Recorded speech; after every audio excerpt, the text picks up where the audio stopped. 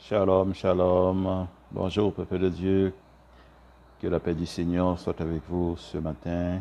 Je prie pour que la, la paix de notre Seigneur soit vraiment l'étendard et l'amour, la paix et l'amour soient l'étendard de tous les chrétiens aujourd'hui dans ces temps difficiles et durs, dans ce temps de confinement. Que tous ceux qui reçoivent ce matin mon message puisse être réconforté, être affermi dans leur foi.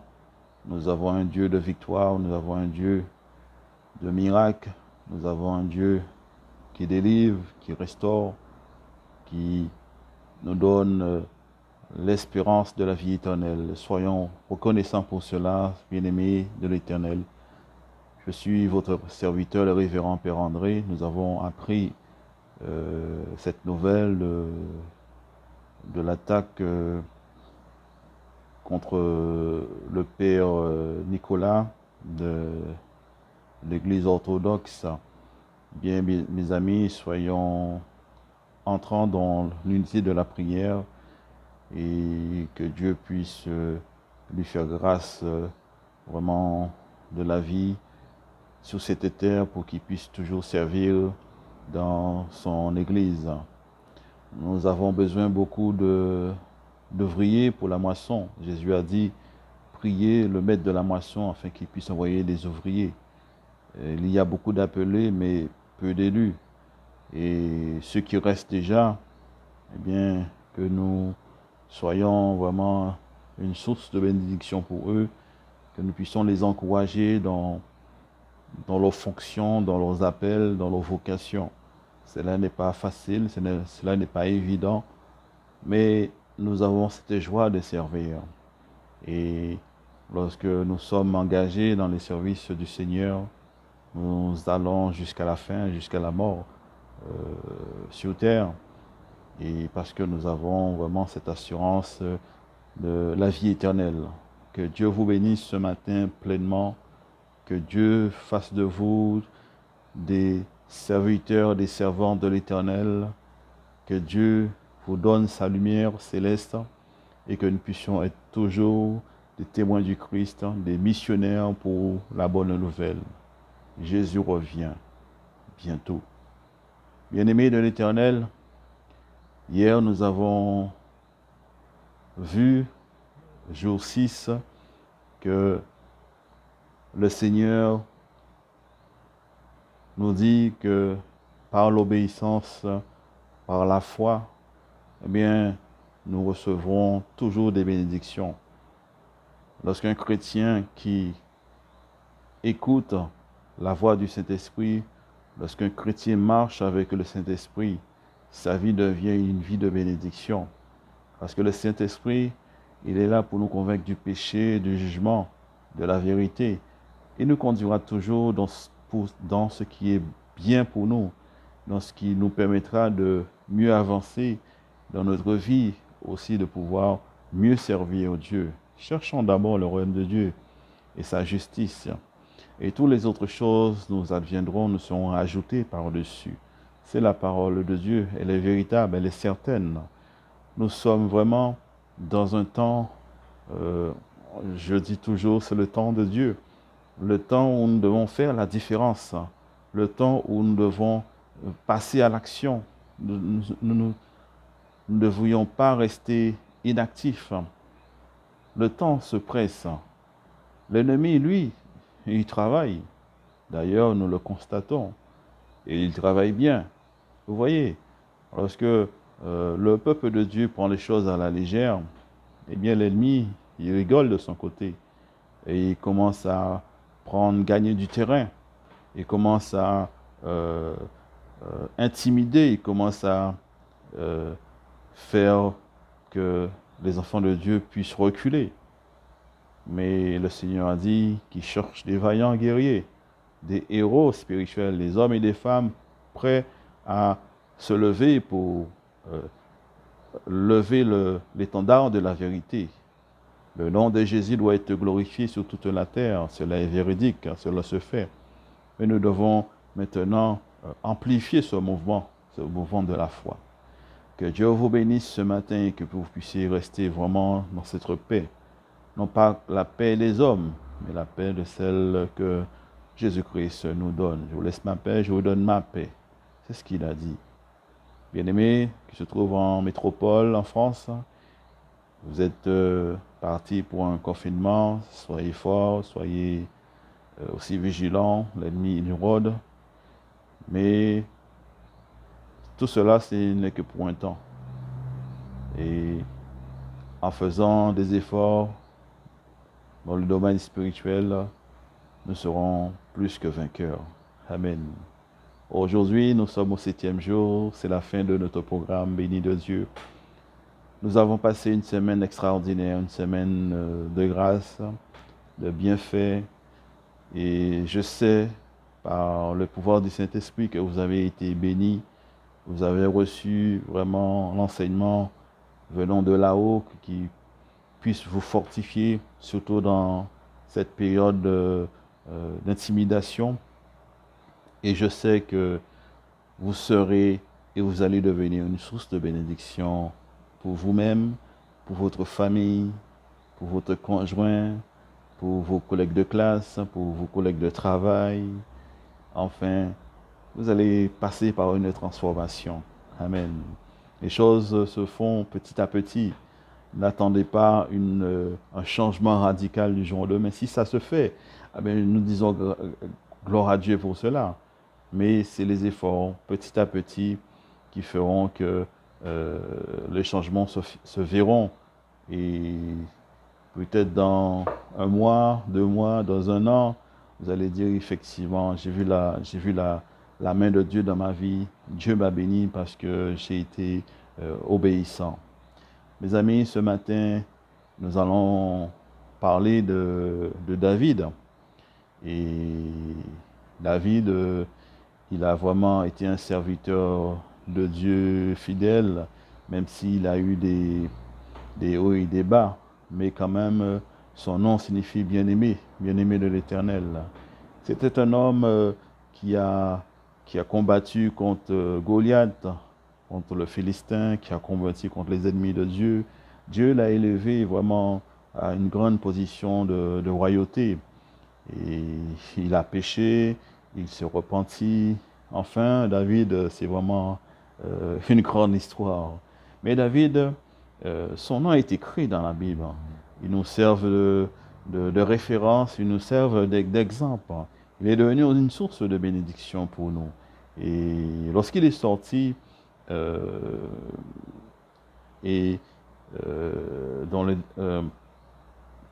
après avoir fait monter l'arche de l'Alliance, lorsqu'il est entré dans Jérusalem, eh bien, David a voulu construire une maison pour Dieu. Et il s'est dit que moi, j'habite dans une maison faite de bois de cèdre, et Dieu, je vois que la maison de Dieu, c'est une tente. Et il s'est dit, je vais construire une maison pour le Seigneur, pour abriter vraiment la présence de Dieu, le Shekinah. Et il en parle au prophète Nathan. Le prophète Nathan lui dit, écoute, roi David, c'est une très bonne chose. Ce que ton cœur a décidé de faire, c'est une très bonne chose. Eh bien, fais-le, si c'est ce que ton cœur a dit. Mais la nuit même, le Seigneur est apparu au prophète Nathan dans une vision. Il lui a dit, non, non, non, ça ne va pas se faire comme ça. Ce ne sera pas David qui me construira une maison. Et ce sera sa descendance. Et même s'il a été un serviteur que j'ai élevé, que j'ai sorti quand il était simplement berger, gardien de moutons, Dieu l'a élevé dans la royauté. Et Dieu a dit, ce ne sera pas lui. Alors, le prophète Nathan revient après vers David et lui dit, voilà ce que le Seigneur le dit, va dire à David ce que je t'ai dit. Alors, le prophète Nathan, il revient vers David Il lui dit tout ce que le Seigneur lui a dit. Il lui a dit que euh, tu ne seras pas celui qui me bâtirait une maison, mais sera ton descendant. Et ce sera ton fils qui prendra le trône à ta place. C'est lui que tu lui transmettras le trône. Et ce sera fait dans ta vieillesse. Et lorsque David a entendu ces paroles venant de la part du Seigneur, il ne s'est pas énervé, il ne s'est pas montré rebelle. Au contraire, il a dit gloire à Dieu. Euh, le Seigneur me donne une bénédiction pour ma maison et pour mes descendants.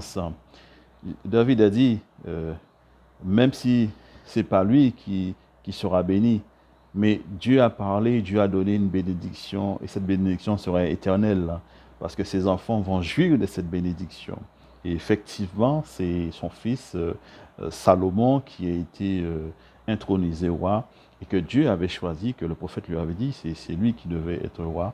Et, et Salomon est devenu euh, euh, euh, comment dirais-je, un homme sage. Hein.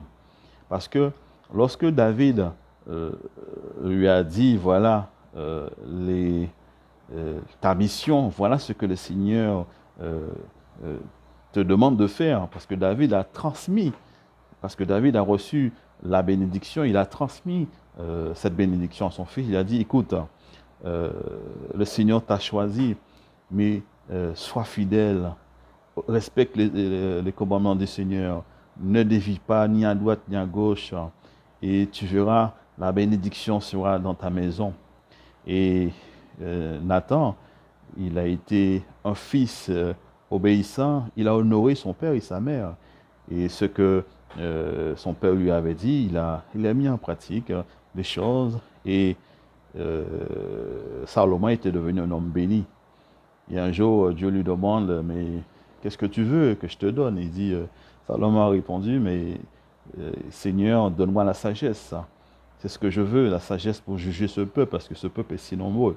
L'Éternel lui a dit, mais puisque tu as demandé la sagesse, c'est une très très bonne chose. Mais moi, je veux te bénir encore plus. Je veux te donner la richesse, je veux te donner le pouvoir sur tous les peuples. Et c'est ce qui est arrivé. Salomon a régné vraiment sur tous les tribus d'Israël. Et vraiment, c'est une grande bénédiction. Salomon a été connu pour sa sagesse. Mais tout cela, toute cette bénédiction qui s'est euh, qui s'est écoulée sur Salomon vient de son père David. Même si David, comme j'ai dit tout à l'heure, David, il est obéissant, mais il est aussi désobéissant. Il a eu aussi des châtiments, puisqu'il a péché, mais il s'est repenti sincèrement. Malgré qu'il a fait du mal pour des personnes, mais il a fait beaucoup de bien. Et je regarde cela, mon ami, ce matin. Je ne sais pas si dans ta situation, euh, tu te trouves, comment dirais-je, dans un conflit intérieur, puisque peut-être tu te dis, tu as déjà fait beaucoup de choses négatives et que Dieu ne te pardonnera pas. Non, le Seigneur te pardonnera. Regarde aussi ce que tu as fait de bien. Cela compte aussi pour toi, pour ton capital céleste, cela compte aussi. Et si tu veux vraiment changer par la repentance sincère devant Dieu, eh bien le Seigneur vraiment te bénira et tu seras une personne renouvelée qui deviendra une source de bénédiction pour sa famille. Et tout ce que tu entreprendras, eh bien cela marchera puisque le Seigneur sera avec toi. Tu seras une source de bénédiction. Mes amis, bien-aimés de l'Éternel, peuple de Dieu, bien, ce fut une grande, grande joie pour moi d'être avec vous pendant toute cette semaine.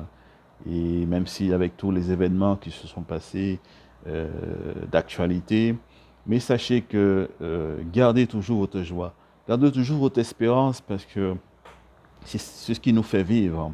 Si l'ennemi vole votre joie, eh bien, qu'est-ce qui va rester encore? Il faut bien comprendre cela. Lorsque le doute vient dans l'esprit d'un chrétien, eh bien, ça a des conséquences négatives sur beaucoup de choses. Il y a beaucoup de choses qui s'enchaînent et ce sont des choses négatives. Sachez que lorsque le Dieu bénit, eh bien, personne ne peut toucher à cette bénédiction. Mon ami, c'est une promesse que je te dis ce matin. Est-ce que je parle à quelqu'un? Lorsque Dieu bénit, eh bien, personne ne peut toucher à ta bénédiction. Quand Dieu a parlé au prophète Nathan pour David, David a fait cette prière à Dieu. Il a dit, Éternel, tu as béni ton serviteur, la maison de ton serviteur éternellement. Amen. Et c'est là que j'ai passé. Lorsque Bartimée a vu Jésus, il a crié, Jésus de Nazareth, fils de David. La bénédiction continue. Et elle est là toujours. Et Bartimée, il a arrêté la bénédiction. Alléluia. Il a arrêté la bénédiction. Et avec sa foi, il a décroché sa bénédiction. Mon ami, ne passe pas à côté de ta bénédiction. Sois une source de bénédiction pour toi-même, pour les autres. Dieu va t'utiliser, mon ami, pour que tu puisses aider quelqu'un. Dieu va t'utiliser pour que tu puisses faire avancer l'œuvre du royaume, que tu sois un bon missionnaire, que tu sois quelqu'un de bien, quelqu'un de respectable. Et le Seigneur, son souhait pour chacun d'entre nous, c'est que nous puissions goûter vraiment la plénitude de sa joie, parce que Dieu est amour. Que Dieu vous bénisse ce matin. Que la paix du Seigneur soit avec vous. Que le Seigneur puisse vous préserver de tout embûche du malin. Que le Seigneur puisse vous bénir de tout ce qui est, vous préserver de tout ce qui est mauvais, de tout ce qui est négatif. Que le Seigneur vous garde et vous protège dans ces temps difficiles. Je prie ce matin, je vous donne la bénédiction. Et je prie ce matin au nom de Dieu, le Père Tout-Puissant, le Dieu trois fois saint, que cette bénédiction que je vous donne maintenant soit une bénédiction éternelle, comme le Seigneur l'a proclamé pour David, au nom du Père et du Fils et du Saint-Esprit. Amen. Que la paix du Seigneur soit avec vous. Bon dimanche, bonne fête de la Toussaint. À bientôt, peuple de Dieu. Que Dieu vous bénisse. Votre serviteur, le révérend Père André. À bientôt. Bye bye.